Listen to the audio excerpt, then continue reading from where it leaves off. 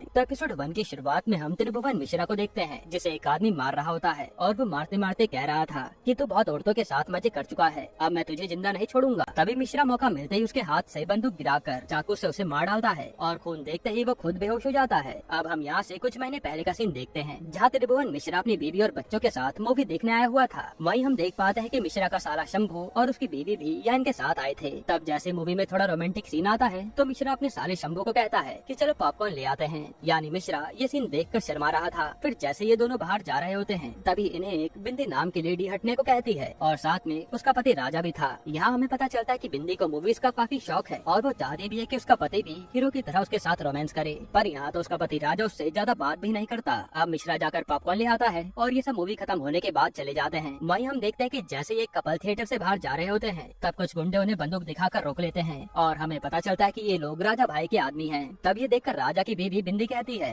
अच्छा इसलिए तुम मुझे मूवी दिखाने लाए थे, क्योंकि यहाँ तुम्हारा खुद का काम था। असल में राजा पैसे लेकर लोगों की किडनैपिंग से लेकर सारे काम करता था। और हमें पता चलता है कि ये दोनों कपल शादीशुदा होने के बाद भी एक दूसरे से चक्कर चला रहे थे, इसलिए साधने की बीवी ने राजा को पैसे दिए थे इन लोगों को रंगे हाथों पकड़ने के लिए। अब यह राजा अपने आदमियों से इस कपल को पहले तो पिटवाता है और फिर यहाँ से इन्हें अपने अड्डे पर लेकर चला जाता है। इसके बाद हम मिश्रा और उसके साले को घर जाते हुए देखते हैं, जहाँ शंभू कह रहा था कि आप सीए टॉपर हैं और सरकारी नौकरी भी है, आपको तो दबाकर घूस लेनी चाहिए। लेकिन मिश्रा की बीवी कहती है कि ये ईमानदारी से जीना चाहते हैं तो इन्हें परेशान मत कर, हम जैसे भी हैं खुश हैं। और हमें पता चलता है कि मिश्रा बहुत ही ज्यादा शरीफ आदमी है जो घूस लेने से काफी डरता है कि कहीं उसके कारण लोगों के साथ कुछ गलत ना हो जाए। इसी कारण मिश्रा के घर पर पैसों की तंगी भी चलती रहती है। वहीं शंभू लोगों को पॉलिसी बेच कर काफी पैसा कमा रहा था, इसलिए वो अपने जीजा को भी उकसाता था पैसा कमाने के लिए। अब जब मिश्रा अपने घर पहुंचता है तभी उस पर गाँव से उसके पापा का कॉल आता है, क्योंकि गाँव वाले घर की मरम्मत होनी थी और मिश्रा ने उन्हें पैसे भेजने का वादा किया था। तब मिश्रा कहता है कि मैंने पीएफ से लोन के लिए अप्लाई कर दिया है, जल्द ही मुझे पैसे मिल जाएंगे। ये सुनकर मिश्रा के पापा कहते हैं कि तुम सरकारी नौकरी में हो और वो भी सीए टॉपर, तुम चाहते तो तुम्हें ऐसे लोन के लिए अप्लाई करना ही नहीं पड़ता, घूस लेकर ही तुम करोड़पति बन जाते। ये सुनते मिश्रा भड़क जाता है कि मुझे कोई घूस नहीं चाहिए, मैं अपनी जिंदगी में ऐसे ही खुश हूँ और पैसे आपको मिल जाएंगे, आप चाहो तो काम शुरू करवा लो। इधर हम बिंदी और राजा को देखते हैं, जहाँ बिंदी राजा के साथ रोमांस करना चाह रही थी, पर राजा तो अपनी डायबिटीज की इंसुलिन लेकर बिंदी को कहता है कि मुझे बहुत काम है, मुझे परेशान मत करो। ये सुनकर बिंदी उदास हो जाती है। असल में बिंदी को राजा पैसे तो देता था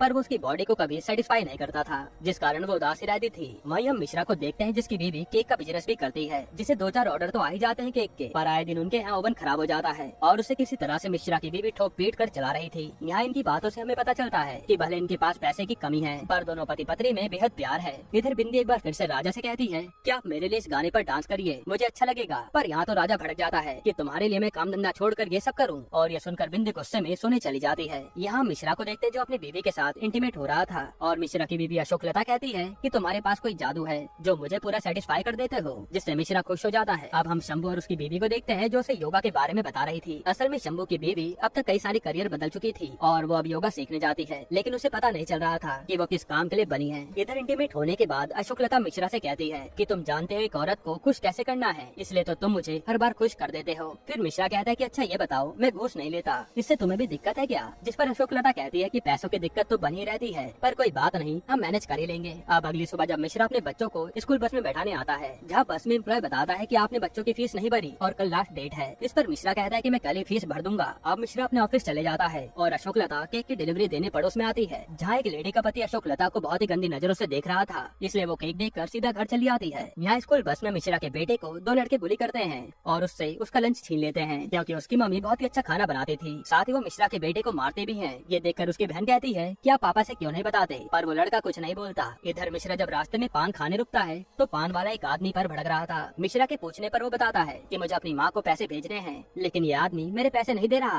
फिर वो मिश्रा से कुछ पैसे उधार मांगता है तो मिश्रा सोच में पड़ जाता है, क्योंकि उसके पास भी पैसों की तंगी थी। हालांकि वो पैसे देने के लिए मान जाता है कि मुझे पैसे तुम जल्दी लौटा देना, क्योंकि मिश्रा का मानना था कि लोगों की मदद करते रहना चाहिए। इसके बाद हम मिश्रा के बॉस को देखते हैं जो एक लड़की के साथ कार में गंदी गंदी हरकतें कर रहा था। फिर ऑफिस आने से पहले वो लड़की को उतार देता है। अब जैसे वो ऑफिस आता है तो वहाँ उसे मिश्रा मिलता है और यहाँ ये बातें करने लगते हैं। तभी वहाँ पर वही लड़की आती है और हमें पता चलता है कि वो तो मिश्रा के बॉस की असिस्टेंट है, लेकिन ये दोनों अपने चक्कर के बारे में ऑफिस में किसी को भी पता चलने नहीं दे रहे, क्योंकि इससे दोनों की बदनामी हो जाएगी। अब मिश्रा के पास उसकी एक कलीग लता आती है जो उसे पीएफ लोन का चेक देती है कि लोन अप्रूव हो गया, अब इसे बैंक में लगा दो। यहाँ अभी हम देख पाते हैं कि मिश्रा लता से बात करने में भी शर्म कर रहा है, क्योंकि वो औरतों से ज्यादा बात नहीं कर पाता था। तब लता कहते हैं कि आज भी आपकी सब्जी मैं ही खाऊंगी, क्योंकि आपकी बीवी सच में बहुत अच्छा खाना बनाती है। अब हम एक मिठाई की दुकान पर राजा और उसके गुंडों को देखते हैं और हमें पता चलता है कि राजा तो खुद एक हलवाई है जो दुनिया को दिखाने के लिए दुकान चलाता है, जो कि काफी फेमस भी है और ज्यादा पैसा कमाने के लिए वो लोगों की किडनैपिंग से लेकर मर्डर तक सब करता है। तभी यहाँ उसी कपल में से आदमी की बीवी आती है और राजा उन्हें अंदर खुफिया ठिकाने पर लाता है जहाँ वो कपल को रखा गया था।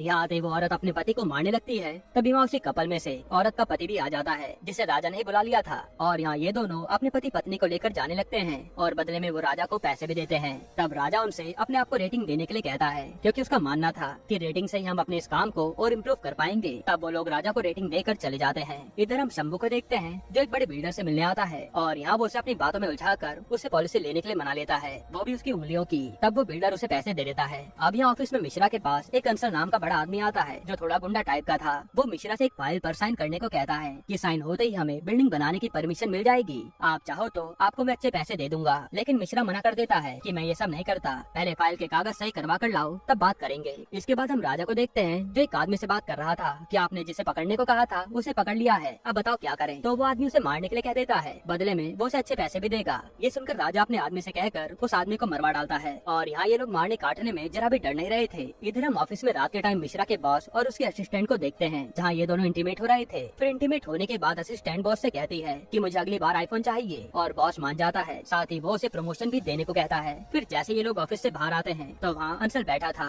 वो मिश्रा को बंदूक दिखाकर डराने लगता है कि तेरे उस मिश्रा ने मेरा काम रोक रखा है, उसे बोल साइन कर दे वरना जो पैसे मैंने तुझे दिए हैं वो सारे एक साथ तुझसे निकाल लूंगा। इस पर बॉस कहता है कि मैं मिश्रा से बात करूंगा। इसके बाद बॉस मिश्रा के पास फोन करता है और अंशल की फाइल पर साइन करने के लिए कहता है कि भले फाइल में घपला हो पर तुम साइन कर दो, इतना तो चलता है। लेकिन मिश्रा इसके लिए मना कर देता है, जो बात उसके बॉस को अच्छी नहीं लगती क्योंकि इसने तो उसे पैसे भी ऑफर किए थे। पर मिश्रा नहीं झुका। अब अगले दिन जब मिश्रा उठता है तो वो टीवी पर न्यूज देखता है कि एक बड़ा बैंक बंद होने की कगार पर है और उसमें जिन लोगों के भी पैसे थे वो सब अटक गए हैं। तब मिश्रा बताता है कि मेरा सैलरी अकाउंट भी इसी बैंक में था और पीएफ लोन का चेक भी इसी अकाउंट में मैंने डिपॉजिट करवाया था, यानी अब मेरे पूरे पैसे चले गए। ये देखकर मिश्रा के होश उड़ जाते हैं कि अब मैं पैसे कहाँ से लाऊंगा और अब तो मम्मी पापा को भी पैसे देने हैं। यहीं पर एपिसोड 1 खत्म होता है।